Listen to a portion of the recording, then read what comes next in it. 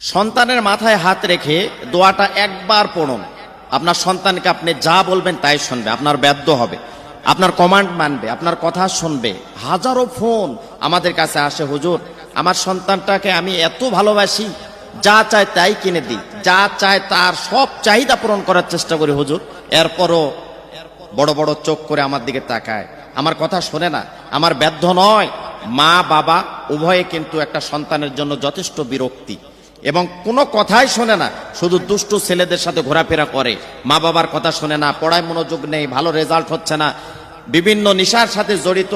ওই সমস্ত অভিভাবকদেরকে খুব কান খাড়া করে শোনার জন্য বলবো যে আপনি এইভাবে যদি আমল করতে পারেন, আর ওই সন্তানকে যখন রাতের বেলা সন্তান ঘুমিয়ে পড়বে, আপনি ওই রুমের মধ্যে গিয়ে, না হলে খাবার সময় আপনার সন্তান যখন সামনে আসবে, না হলে স্কুলে যখন পাঠাবেন, তখন আপনি চুপি চুপি পড়ে যদি সন্তানকে ফোঁ দিতে পারেন, তাহলে ইনশাআল্লাহ আপনার সমস্ত কথাবার্তা এবং আপনার বাধ্য হবে, কোনো কথায় আপনার কথা ছাড়া সে এক ধাপ কোথাও যাবে না।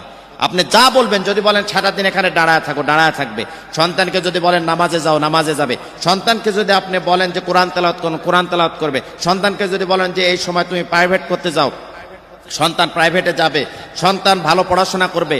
একা একা আপনার সন্তান মসজিদের দিকে দৌড়াতে থাকবে, আমলের দিকে অনেক দুর্বল হয়ে পড়বে, আমল করবে এবং ফজরের আগে ঘুম ভেঙে যাবে। আপনার সন্তানকে রাত 9টা 10টা দিকে 12টার দিকে ঘুমাতে যাবে না, এশার নামাজ পড়ে ঘুমাতে যাবে।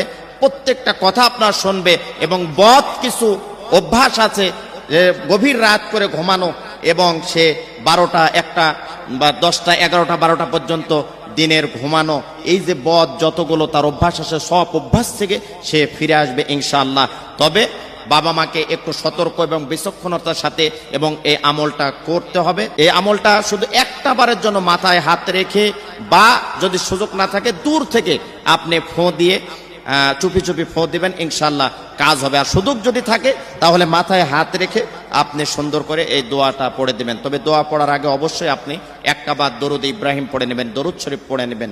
দরুদ শরীফ পড়ার পরে আপনি এই দোয়াটা পড়বেন যে সুবহানাল্লাহ, আলহামদুলিল্লাহ, লা ইলাহা ইল্লাল্লাহু, আল্লাহু আকবার।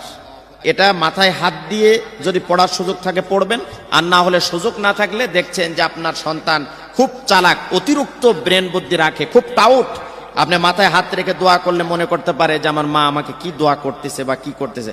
যদি আপনি হেকমতওয়ালা হন তাহলে অবশ্যই আপনি বলে দিবেন যে বাবা তুমি বাইরে যাচ্ছ, একটু দোয়া করে দিই। কিন্তু এই দোয়াটা আপনি পড়ে দিবেন, ইনশাআল্লাহ কাঙ্ক্ষিত ফলাফল আপনি পাবেন। কোনো জেদ থাকবে না, কোনো কান্নাকাটি থাকবে না, কোনো রকমের আপনার বিরক্ত করবে না, অহেতুক